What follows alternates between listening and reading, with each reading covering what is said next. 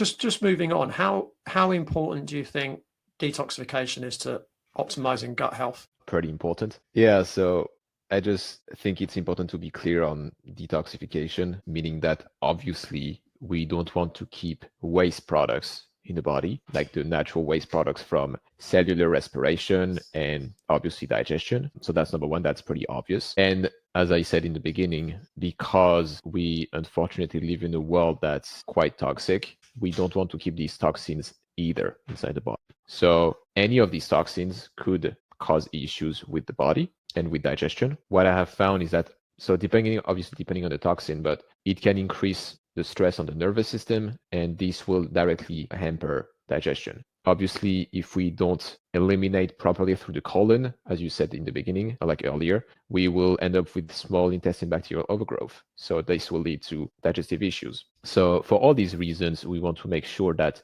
the body, I like to use the word drain more than detox. We want to make sure that the body is able to drain toxins effectively. And for that, again, there are many protocols out there. It's quite a trendy topic, and it's very often, obviously there are professionals that are much more qualified than me, but the masses don't understand that things have to be done in order, and that you can take a supplement for improving whatever liver function, it's actually making you worse because you haven't done things in order. But overall, yes, like we want to make sure that the body is able to drain effectively so that it can just keep functioning properly, whether it's digestive or otherwise. Thanks for watching this video, and you can find the full-length podcast episode here on this channel, or you can head over to Apple Podcast or Spotify, and don't forget to like this video.